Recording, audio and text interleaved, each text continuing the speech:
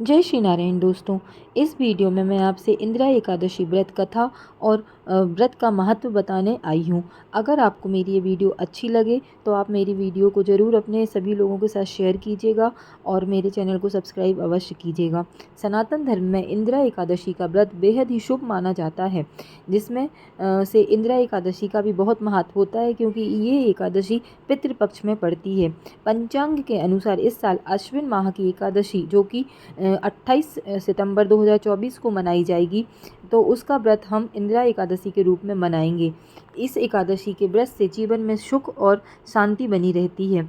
पौराणिक कथा इसकी एक बेहद ही शुभ कथा है, जिसका भी मैं आपको पूरा वर्णन करूंगी। सबसे पहले मैं आपको इस एकादशी का महत्व बताती हूँ।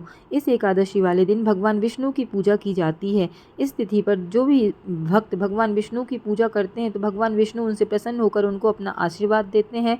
और आप इस एकादशी का व्रत अवश्य रखें। इस व्रत से आपके जितने भी दोष से संबंधित परेशानियां हैं वो सब भी दूर हो जाती हैं। तो अब मैं आपसे इस कथा के बारे में बोलती हूँ। इंदिरा एकादशी व्रत कथा। पौराणिक कथाओं के अनुसार सतयुग में इंद्रसेन नाम का एक राजा था, जो महेशमती नगरी में राज्य करता था। उसे सभी भौतिक सुख प्राप्त थे। एक दिन नारद मुनि राजा इंद्रसेन की सभा में उनके मृत पिता का संदेश लेकर पहुंचे। नारद जी ने राजा इंद्रसेन को बताया कि कुछ दिन पहले उनकी भेंट यमलोक में राजा के पिता से हुई। राजा के पिता ने नारद जी को यह कहा कि उनके जीवन काल में एकादशी का व्रत भंग हो गया था, जिस वजह से उन्हें अभी तक मुक्ति नहीं मिल पाई है और वह अभी भी यमलोक में भटक रहे हैं। यह संदेश सुनकर राजा बहुत ही दुखी हो गए और उन्होंने नारद जी से अपने पिता को मुक्ति दिलाने का उपाय पूछा, जिसका हल निकालते हुए नारद जी ने बताया कि अगर वह अश्विन माह में पड़ने वाली इंदिरा एकादशी का व्रत रखते हैं तो इससे उनके पिता को सभी प्रकार के पापों से मुक्ति मिल जाएगी, साथ ही वैकुंठ धाम में स्थान प्राप्त होगा। इसके बाद राजा ने इंदिरा एकादशी व्रत का संकल्प लेकर भगवान विष्णु की विधि पूर्वक पूजा की। साथ ही राजा ने पितरों का श्राद्ध किया, ब्राह्मण भोज और उनके नाम से क्षमता अनुसार दान पुण्य भी किया, जिसके परिणाम स्वरूप राजा के पिता को मुक्ति मिल गई और उन्हें मोक्ष की प्राप्ति हुई। इतना ही नहीं, राजा इंद्रसेन को भी मृत्यु के बाद वैकुंठ धाम की प्राप्ति हुई। यही वजह है कि आज भी लोग इस व्रत का पालन भाव के साथ करते हैं। तो आप भी इंदिरा एकादशी का व्रत अवश्य करें। इंदिरा एकादशी की कथा का श्रवण करें। पढ़ सकते हैं तो अवश्य पढ़ें, नहीं तो मेरी इस वीडियो में जो मैंने कथा कही है उसको सुन लेंगे, तब भी आपको पुण्य की प्राप्ति होगी। तो आप सभी भी इंदिरा एकादशी का व्रत विधि विधान से कर सकते हैं।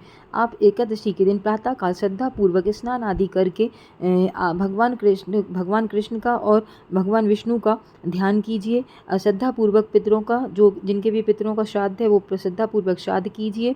प्रातःकाल होते ही आप भगवान विष्णु के सामने व्रत का संकल्प कीजिए और पूरे दिन निराहार रहकर व्रत कीजिए। ऐसा करने से आपको भगवान शालिग्राम, भगवान विष्णु और कान्हा जी की कृपा प्राप्त होती है और आपके सभी संकट दूर हो जाते हैं। इंदिरा एकादशी का या कोई भी एकादशी का व्रत बहुत ही महत्वपूर्ण होता है। यह व्रत करने से आप सभी पापों से आपको मुक्ति मिलती है और आपको अंत में वैकुंठ धाम की प्राप्ति होती है। तो अगर आपको मेरी ये वीडियो अच्छी लगे तो आप मेरी वीडियो को शेयर ज़रूर कीजिए, मेरे चैनल को सब्सक्राइब कीजिए और मेरी वीडियो को लाइक करके मुझे सपोर्ट ज़रूर कीजिएगा, कमेंट कीजिएगा और प्लीज़ मेरी वीडियो को देखिएगा अवश्य।